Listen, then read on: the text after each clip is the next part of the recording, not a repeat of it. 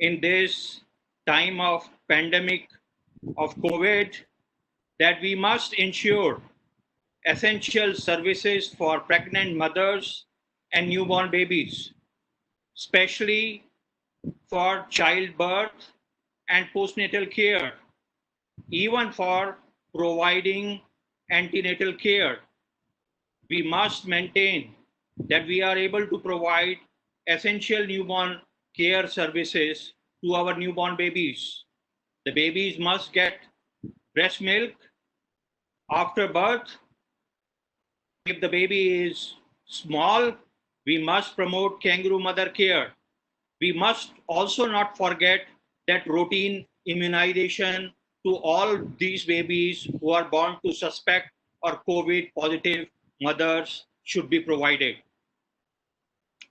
I am so happy to share with all of you that National Neonatal Forum of India, under the leadership of Dr. Praveen Kumar from PGI Chandigarh, joined hands with Federation of Obstetrics Gynecologic Society of India and Indian Academy of Pediatrics, and they were the first one to release evidence-based guidelines for clinical practice for the mother and newborn babies. This was done as early as 26th of March 2020. We came out with the second version of the guidelines. And the best part is all these guidelines are available on a mobile app for everyone to download from Android and Google Play as NNF CPG. COVID-19 pandemic has given us unique challenges, but it has also provided us with lot of opportunities. We all know at this point of time, evidence-based literature is lacking for many of the issues which surround newborn babies who are born to COVID positive mothers. The guidelines keep on changing as new evidence keeps on coming. It was felt by National Neonatal Forum of India that there is a need for creating a national registry for babies who are born to COVID positive mothers. We know that at this point of time, we are still not sure what is the best time that these babies who are born to COVID positive mothers should be investigated whether the baby is infected or not infected.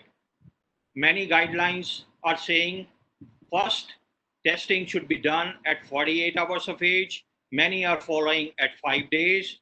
Few are doing it at the time of birth. We also know in countries like India, we are resource constrained. We have limited capacity of doing the test. So we must optimize what is the right time these babies have to be tested. We all who are working in academic institutions must contribute to the progress of science. India is a vast country. It is going to produce large number of babies who are going to be born to COVID positive mothers. So we must generate more evidence. We must do research in academic institution by making good protocols. Areas of research which are still lacking at this point of time is whether there is vertical transmission of infection which occurs. Occasional case reports say that there is vertical transmission, but we are not sure about it. There is lack of evidence for it. So we should look at specific IgG, IgM antibodies in mothers and newborn babies within first 48 hours, or maybe in the cord blood at the time of birth, or do rapid antigen test or RT-PCR at the birth on the newborn babies to show that it is vertical transmission.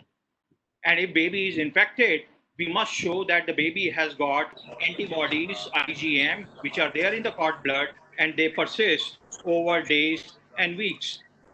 We also can look for virus on the placental histopathology or use rapid antigen test or RT-PCR on the tissues.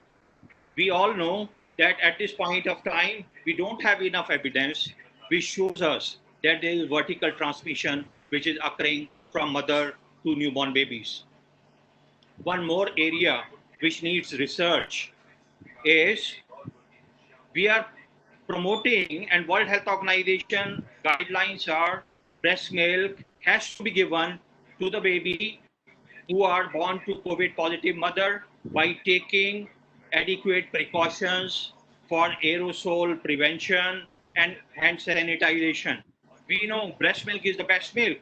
We need to show by doing good studies that the breast milk is free from any virus. We also need to show that breast milk may be having IgG antibodies. These antibodies, which are specific antibodies, may be protective to the newborn babies.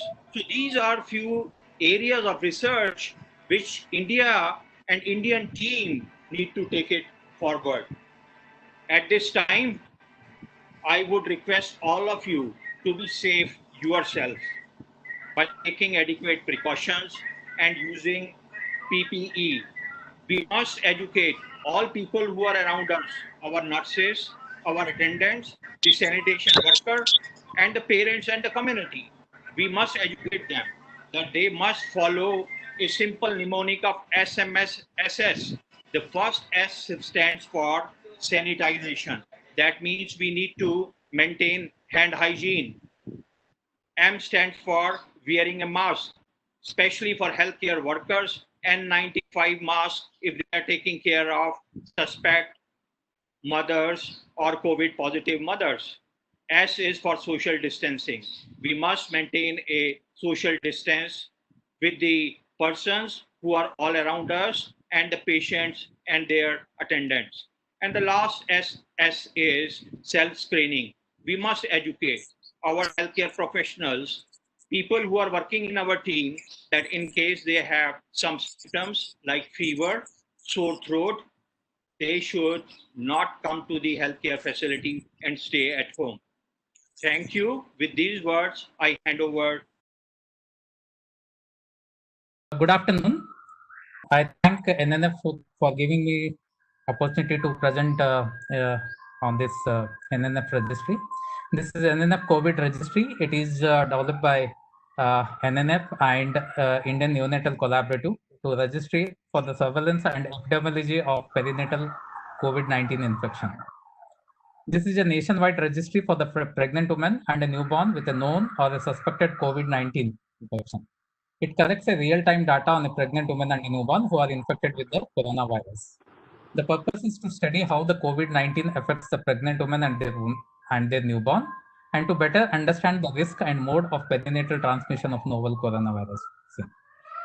It helps us in critical in helping to improve care of the pregnant woman and her baby during this global pandemic, and also to develop an evidence base for recommendations, guidance, and policy decisions for critical and clinical and public health management of a pregnant woman and their infants and the healthcare staff that care for them.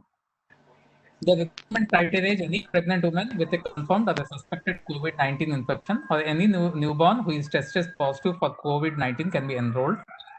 Who can recruit these cases are any healthcare facility who is providing a perinatal and a neonatal care can register themselves in the COVID registry and start enrolling the babies.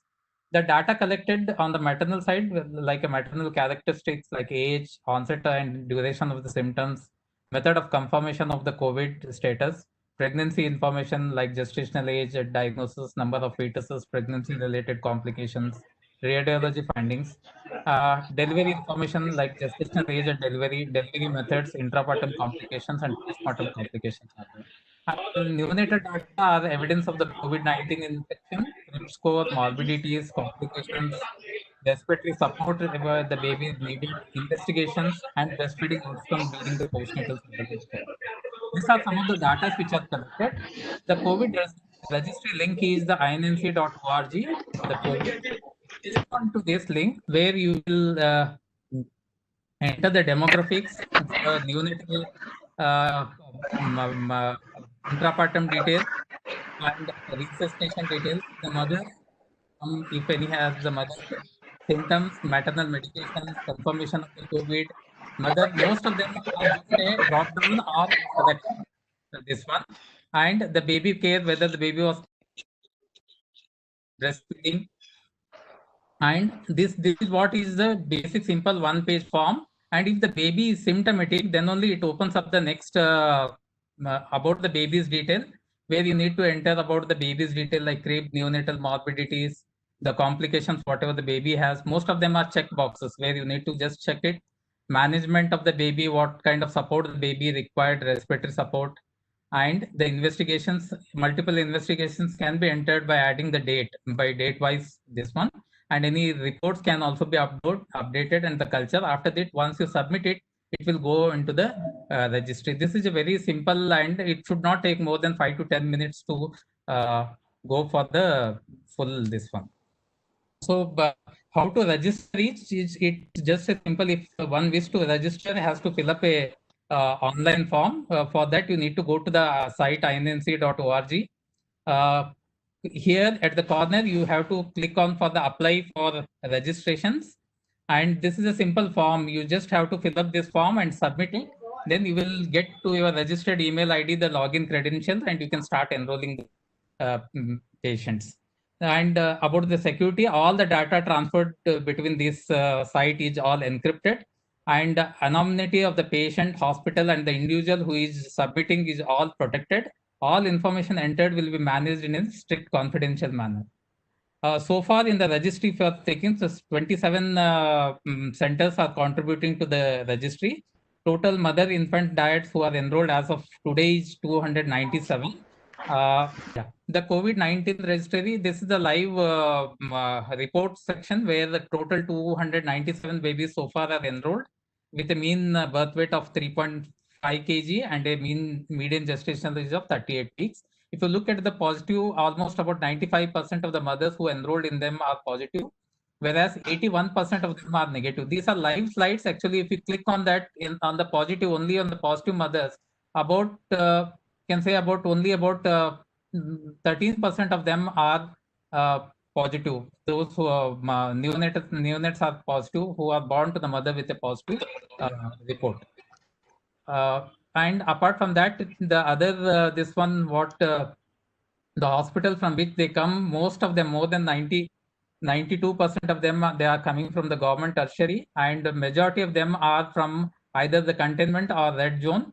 And look at the symptomatic, even the mothers, 95% of them are asymptomatic when you see them.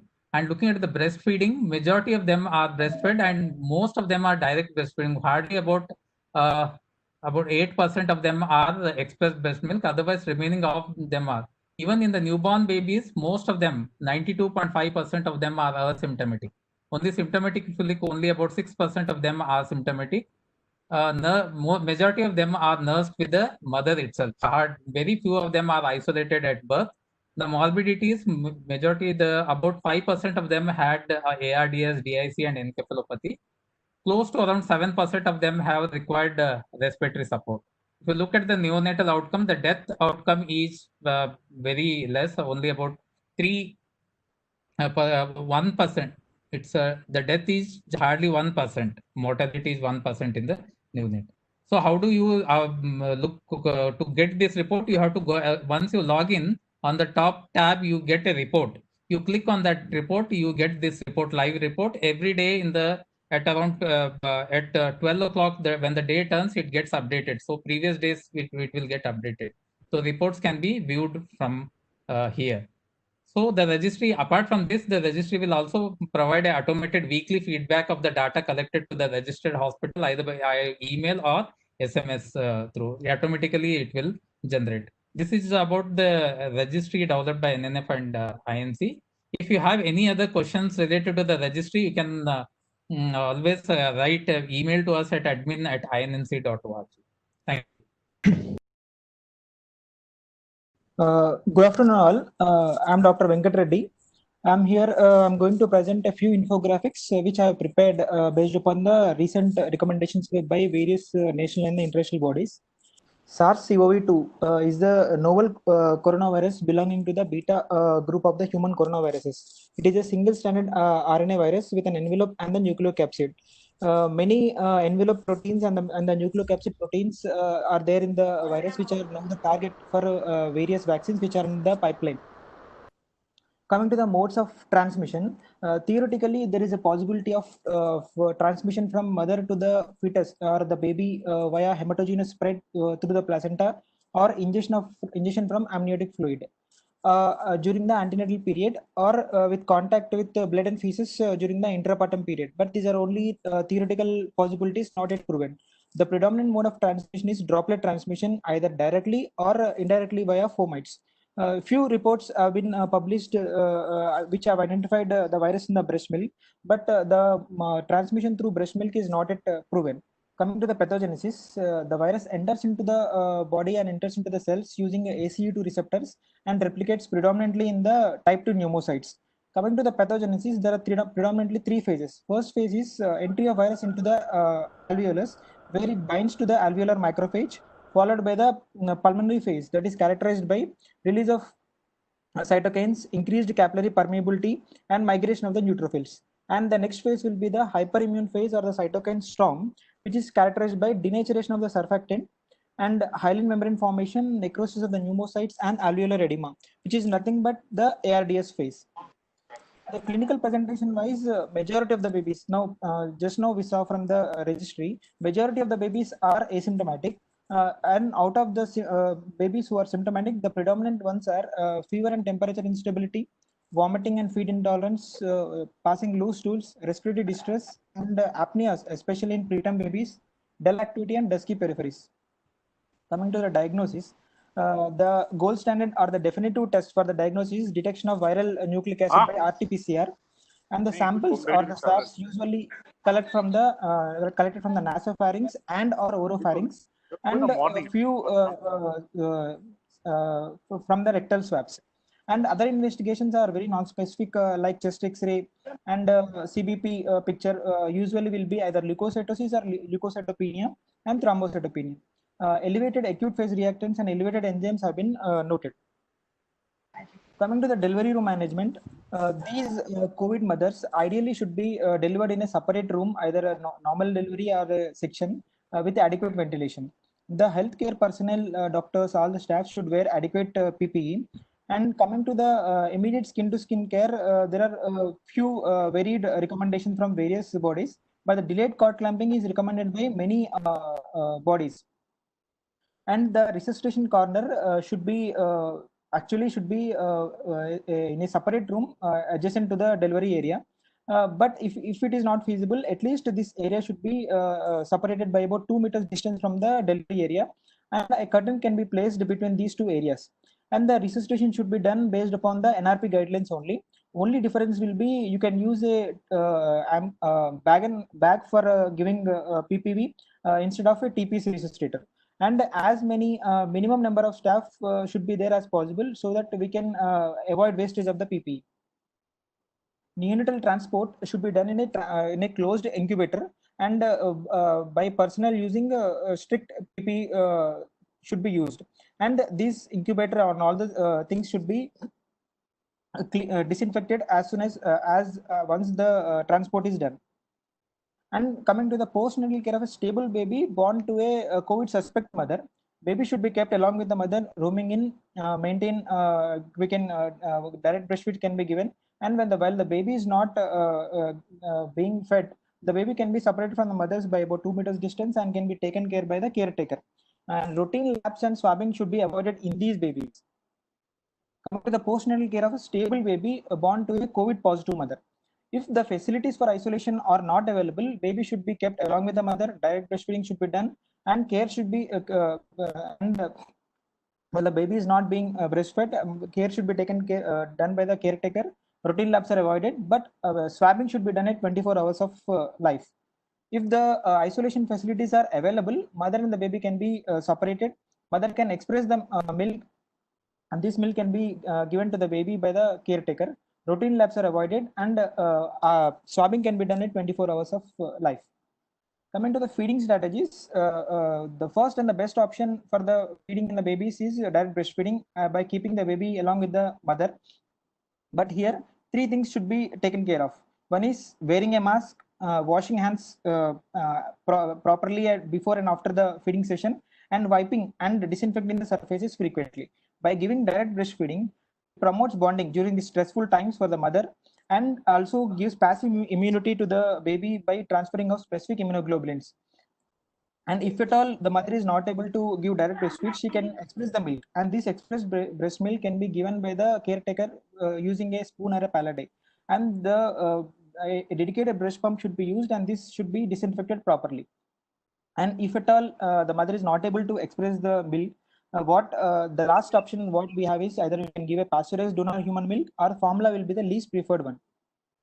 Coming to the KMC, as we know, the kangaroo mother care has a lot of benefits for the low birth weight babies. So avoiding KMC just because of the COVID is a bad idea.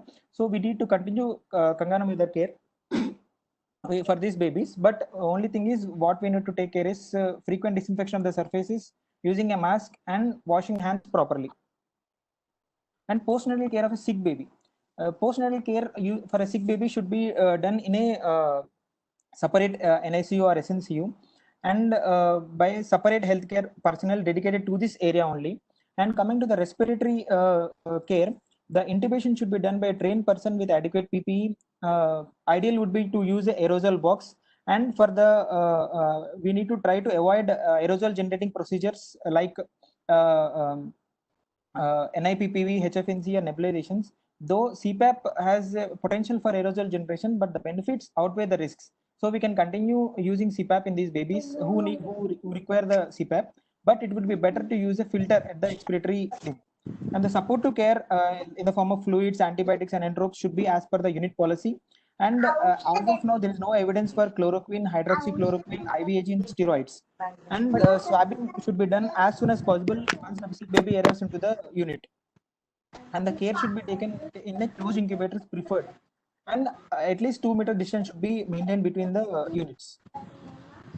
Coming to the prevention, the first and foremost criteria for prevention would be hand wash. You should WHO strategy should be policy should be strictly applied, and a dedicated donning area prior to the entry into the NICU should be there, and the donning sequence should be practiced properly, and strict entry policy for the visitors. And in the NICU, we need to maintain distance between the cots and distance between the healthcare personnel, and proper disinfection of the commonly used items like stethoscopes, BP cuffs, and thermometers using 70% ethyl alcohol. And once exit from the NICU, and the doffing area should be a dedicated area, and it should not be same with the donning area. And the sequence of doffing also should be practiced properly. And at the end of the doffing, the waste which is generated should be disposed properly, and hand wash should be done. And the counseling area should be out of the NICU, and during the counseling also we need to maintain the strict social distance, and explain about the visiting policy to the attendants, and disinfection of the surfaces should be done frequently using 0.5% sodium hypochlorite. Thank you. Thank you, Dr. Kalam, for excellent infographics. I'm sure these will be very useful when used as posters or for dissemination of information about guidelines of management of perinatal COVID. Thank you, sir. Why? Thank you. You can stop sharing the slides.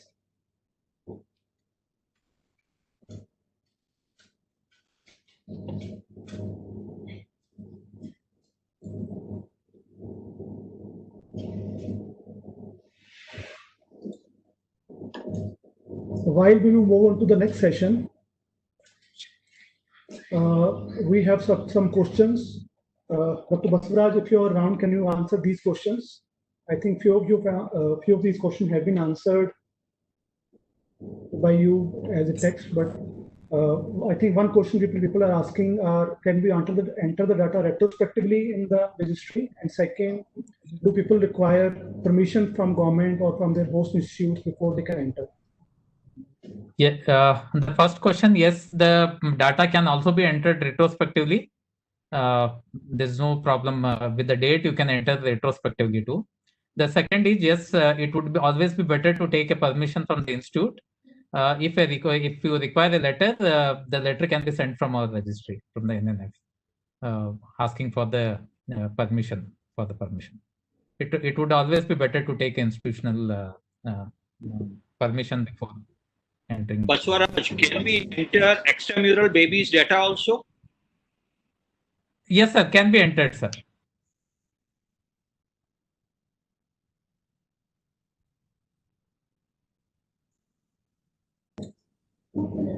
So we come to end of the session first, and we move on to second session.